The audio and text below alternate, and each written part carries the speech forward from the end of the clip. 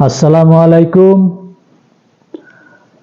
দেশের যেই একটা অবস্থা দেখা যাচ্ছে, আসলে সামনের যেই বাংলাদেশের জাতীয় ইলেকশন ফেব্রুয়ারির 12 তারিখে, তা কেমন হবে একমাত্র আল্লাহ পাক ভালো জানে। তবে আমাদের আত্মবিশ্বাস ভালোই হবে ইনশাআল্লাহ। বিএনপি এমনকি জামাত, দুইটি দল বাংলাদেশের সবচেয়ে বড় দল। এই দুই দলের মধ্যেই এক দল ক্ষমতায় যাচ্ছেন। তাই দুই দল আপনারা আদর্শিকভাবে লড়াই করবেন। জামাত তাদের আদর্শ প্রচারণা করবে জনগণের সামনে। যদি জামাতকে পছন্দ হয় তাহলে জামাতকে ভোট দিবে। আর বিএনপি জাতীয় পার্টি আপনারা একটা খুব অনেক বড় দল। আপনারা যে আশা প্রত্যাশা আছে কিভাবে দেশ পরিচালনা করবেন, আপনাদের আদর্শ সবার সামনে প্রচার করেন। আপনাদের আদর্শ ভালো লাগলে গ্রহণ করবে, অবশ্যই আপনারা ক্ষমতায় যাইবেন। কিন্তু এখন বস্তা পচা রাজনীতি এখন সবার বাংলাদেশের জনগণের সামনে প্রচার প্রসার ঘটতেছে। বাস্তবমুখী যে আচার ব্যবহার করতেছেন বাংলাদেশের জাতীয় দল বিএনপি, আপনাদের আচার ব্যবহারে মনে হয় যে আপনারা একটা পেসিস্ট হয়ে উঠবেন যদিও ক্ষমতায় যান। আপনাদের ইলেকশনের আগে জনগণের সামনে আপনারা আপনাদের আচার ব্যবহারে হেরে গেছেন। পটুয়াখালীতে, শেরপুরে, এরপর বাফুয়াপুল না কি একটা, ওইখানে শফিকুল ইসলাম জামাতের এক নেতা বিভিন্ন জায়গায় বিভিন্ন লোকদেরকে সন্ত্রাসী কার্যক্রম যেরকম হয় ঠিক সেরকম আপনারা ধারালো অস্ত্র দিয়ে জামাতের প্রার্থী লোকদেরকে এলোপাতালি কুপিয়ে আহত করতেছেন। মহিলাদের পেটে লাথি মারতেছেন। আপনারাই বলতেছেন যে মহিলাদেরকে স্বাধীনতা দেয় না জামাত, তাদেরকে ঘরে বন্দি করে রাখবে জামাত যদি ক্ষমতা আসে। আর আপনারা জাতীয় ইলেকশনের আগেই আপনাদের রূপ প্রকাশ করতেছেন যে মহিলাদেরকে কে বন্দি করে রাখতে চায়। মহিলারা প্রচারণা করতেছে, জামাতের হোক বিএনপির হোক। জামাতের হইলে খারাপ আর বিএনপির হইলে ভালো। জামাতের হইলে তাদেরকে হেনস্থা করতেছেন, বোরকা খুলতেছেন, তাদের পেটে লাথি মারতেছেন, তাদের উপর নির্যাতন করতেছেন। জামাত ইসলামের এমপি প্রার্থীদেরকে বা সমর্থন কর্মীদেরকে এলোপাতারি কুপিয়ে আহত করতেছেন, সন্ত্রাসী আচার আচরণ করতেছেন।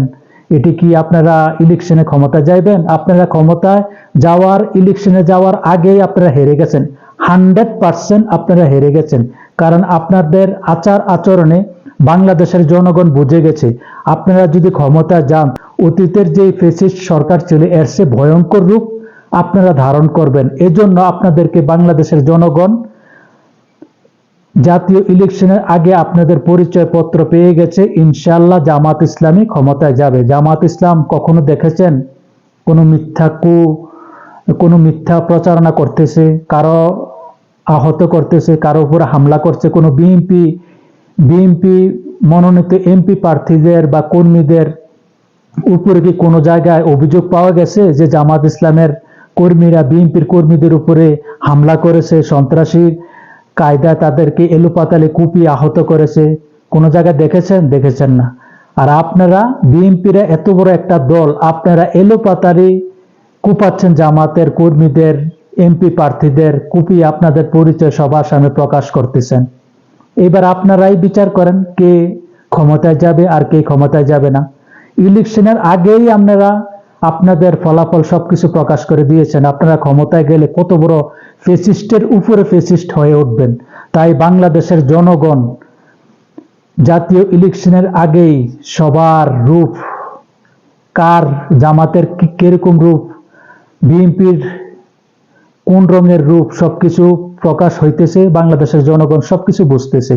আসলে সবকিছু আল্লাহরই খেলা। আমার এক জ্যাঠাতো ভাই মনে করেন অনেক সম্পদের মালিক ছিল, তিনি নেশাগ্রস্ত ছিলেন।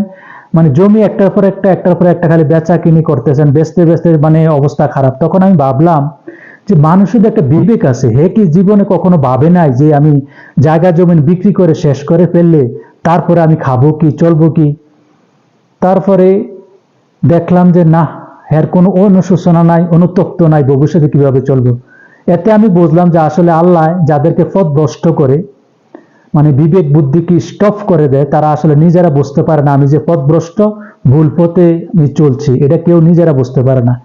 ঠিক সেই রকমই বিএনপি এত বড় একটা জাতীয় দল, আপনারা যে পথভ্রষ্ট হয়ে গেছেন, আপনারা জোর ক্ষমতা খাটিয়ে সন্ত্রাসীর রূপ ধারণ করে মানুষকে আহত করে, সন্ত্রাসী কায়দায় মহিলাদের পেটে লাথি মারা, তাদেরকে বোরকা খুলে ফেলা, দাড়ি টুপিওয়ালাকে নিয়ে ব্যঙ্গচিত্র করতেছেন, বোরকা নিয়ে ব্যঙ্গচিত্র করতেছেন। এটা আপনাদের পরাজয়ের একটা সূচনা শুরু করেছে। 12 তারিখে এই সূচনার ফলাফল আপনারা পেয়ে যাবেন। আপনারা যে অনেক পরিশ্রম করে সারা দেশের মধ্যে প্রচারণা করতেছেন, আপনাদের আসল রূপ খোলসা প্রকাশ করে দিচ্ছেন, সন্ত্রাসী কায়দা হোক ভালো কায়দা হোক। আর আপনারা যদি এত ভালো হন, একটা দেশের ক্ষমতায় মানুষ যদি যায় তাহলে সেই লোকটা হবে সৎ, নিষ্ঠা, যাচাই বাছাই করে তাকে এমপি পদপ্রার্থী করতে হবে। আপনারা ঋণ খেলাফি লোকদেরকে এমপি পদপ্রার্থী করছেন, যারা অনেক ঋণ জনগণের টাকা আত্মসাৎ করেছে লোনের নামে নিয়ে আর ব্যাংকে টাকা রিটার্ন করে নাই, তাদেরকে আপনারা এমপি প্রার্থী করছেন। তো তাদের দ্বারা, যারা চোর, তাদের দ্বারা বাংলাদেশ মানুষ নিরাপত্তা কিভাবে পাবে? তারা তো চাইবেই তাদের আর্থিকভাবে লাভবান হইতে। রাজনৈতিক নামের বিজনেস করে তারা crore crore billion billion trillion টাকার মালিক হওয়ার প্রতিযোগিতা করবে। তারা কি কখনো চাইবে বাংলাদেশের জনগণ কিভাবে ভালো থাকবে, তাদের জনসেবা কিভাবে ভালোভাবে করা যাবে? এটা কখনো তারা চাইবে না। আর যারা ইসলামিক মাইন্ডকে আল্লাহর সন্তুষ্টি অর্জনে বাংলাদেশের পার্টি করছে জামাত ইসলাম, তারা সবসময় চেষ্টা করবে আল্লাহর সন্তুষ্টি অর্জন করার জন্য, মানুষের জনসেবা করার জন্য, দুঃখীদের পাশে দাঁড়ানো, গরিবদের সুচিকিৎসা নিশ্চিত, বেকারত্ব দূর করা, বাংলাদেশের যত কিছু সমস্যা আছে সমাধান করে কিভাবে মানুষের হৃদয় জয় করা যায়, এটাই জামাত ইসলামের লক্ষ্য। ওই বস্তা পচা রাজনীতির দিন শেষ।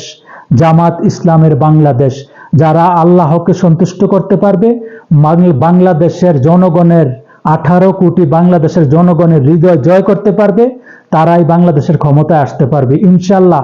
আল্লাহ তাদের পাশে আছে। আল্লাহ যাদের পাশে আছে তারাই ক্ষমতা জয়ী হয়ে বাংলাদেশকে শান্ত সোনালী দিন সুশাসন জারি করে বাংলাদেশের মানুষকে তাক লাগিয়ে দিবে। বাংলাদেশের জামাত ইসলামের দল কি একটি সোনালী অধ্যায় সূচনা করতে যাচ্ছে ইনশাআল্লাহ।